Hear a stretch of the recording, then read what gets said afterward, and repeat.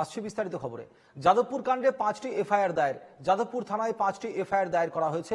মন্ত্রীকে বাধা দেওয়া, হেনস্থা ও সরকারি সম্পত্তি ভাঙচুরের অভিযোগ।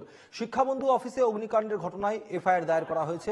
শ্লীলতাহানির মামলা দায়ের করেছেন টিএমসিপির এক ছাত্রী। পাশাপাশি ছিনতাই হয়েছে বলে অভিযোগ।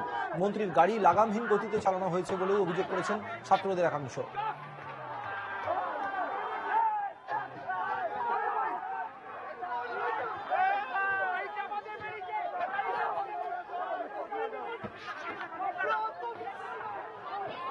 গতকাল শিক্ষামন্ত্রী ব্রাত্য বসু গিয়েছিলেন ওয়েব কুপার সভায় অংশ নিতে এবং সেই সভায় অংশ নেওয়ার পরই বিক্ষোভ চরমে ওঠে। শিক্ষামন্ত্রীকে দেখে রীতিমতো বিক্ষোভ দিতে থাকেন যাদবপুর বিশ্ববিদ্যালয়ে বাম ছাত্র সংগঠনের সদস্যরা এবং তারপর শিক্ষামন্ত্রীর গাড়িতে ভাঙচুর চালানোর অভিযোগ ওঠে। পরবর্তী ক্ষেত্রে শিক্ষামন্ত্রীর গাড়ি একটি ছাত্রের পায়ের ওপর দিয়ে চলে যায় বলে অভিযোগ করেন বাম ছাত্র সংগঠনের সদস্যরা। পরবর্তী ক্ষেত্রে সেই ছাত্রকে হাসপাতালে নিয়ে গিয়ে ভর্তি করা হয়। এসএসকেএম হাসপাতালে চিকিৎসাধীন সেই ছাত্রে ইতিমধ্যে এই গোটা ঘটনার পরিপ্রেক্ষিতে সন্ধ্যের পর থেকে যাদবপুর থানার সামনে বিক্ষোভ দেখাতে শুরু করেন ছাত্র সংগঠনের সদস্যরা। রীতিমতো পথ অবরোধ করা হয়। সেই ঘটনার পরিপ্রেক্ষিতে যাদবপুর কাণ্ডে 5টি এফআইআর দায়ের করা হয়েছে।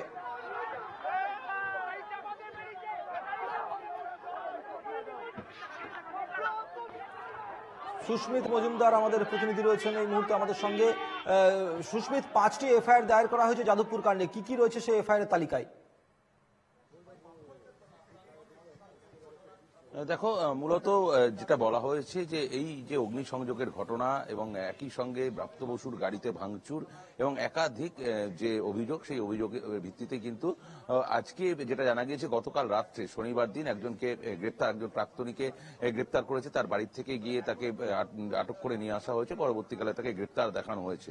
এই যে শিক্ষাবন্ধুর যে অফিস, আমার ভিডিও জার্নালিস্ট দেখাচ্ছে, তুমি দেখতে পাচ্ছ যে প্রথমে সেটা ভাঙচুর হয় এবং পরবর্তীকালে সমস্ত কিন্তু তারা অগ্নিসংযোগ করে। যে আজকে সকালবেলাও কিন্তু যার আগুনের রেস ছিল, যেটা জানা যাচ্ছে যে সকালবেলাও কিন্তু একটি দমকলের ইঞ্জিন আসে, এসে পুরোপুরি ভাবে নিয়ন্ত্রণ আনে এই যে শিক্ষাবন্ধুর যে অফিস রয়েছে সেই অফিসের ভেতরে।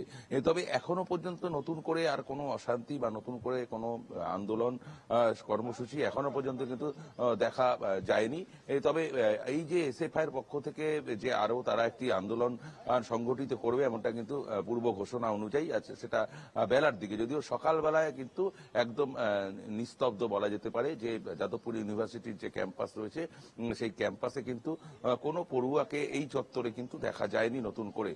যে নতুন করে কোনো অশান্তি আবার ছড়িয়ে পড়বে বা তারা আন্দোলন গড়ে তুলবে সেরকম কিন্তু কোনো রকম কর্মসূচি কোনো রাজনৈতিক দলের বা কোনো রাজনৈতিক ছাত্র সংগঠনের কিন্তু এখনো পর্যন্ত সকালবেলা থেকে দেখা যায়নি। যে সমস্ত কর্মসূচিগুলো রয়েছে সেগুলো সবারই পূর্ব ঘোষিত এবং সেই পূর্ব ঘোষিত ঘোষণা অনুযায়ী তাদের যে কর্মসূচি রয়েছে সেই কর্মসূচিগুলো তারা পালন করবেন, যেমনটা কিন্তু জানা গিয়েছে। তবে এই যে শিক্ষাবন্ধুর যে অফিস, সেই অফিসে ভাঙচুর অগ্নিসংযোগের যে ঘটনা, সেই ঘটনার যে একজন গ্রেপ্তার এবং একাধিক লোকের নামে যে অভিযোগ দায়ের করা হয়েছে, তাদেরকে এখনো পর্যন্ত গ্রেপ্তার করা হয়নি। তার কিন্তু প্রতিবাদ জানিয়েছেন ছাত্র সংগঠনগুলো।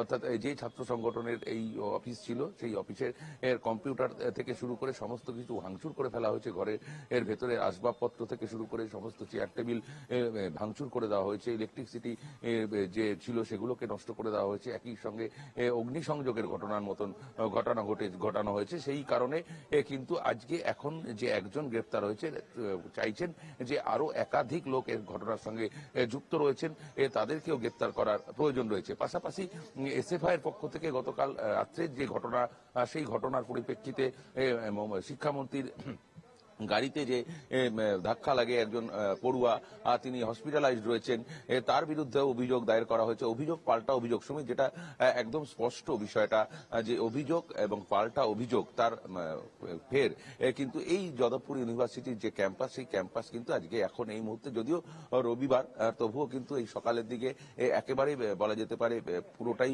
ফাঁকা রয়ে গিয়েছে। কেউ কোনো জায়গায় কিন্তু কোনো পড়ুয়ার আর দেখা এখনো পর্যন্ত মেলেনি।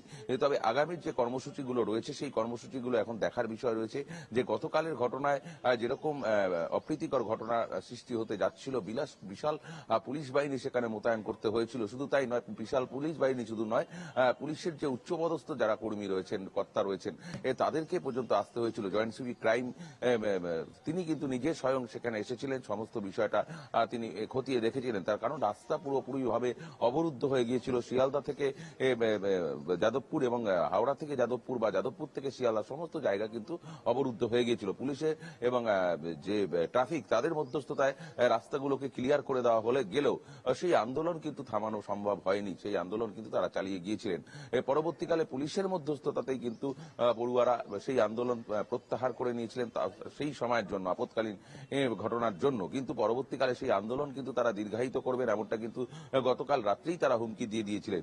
এখন দেখার বিষয় রয়েছে যে অভিযোগ, যে পাল্টা অভিযোগ, এখন দুজনাই যদি তারা আন্দোলন গড়ে তোলে তাহলে কিন্তু আবারও যাদবপুর আজকে স্তব্ধ হয়ে যেতে পারে, এমনটাই কিন্তু মনে করা হচ্ছে। ধন্যবাদ সুস্মিত।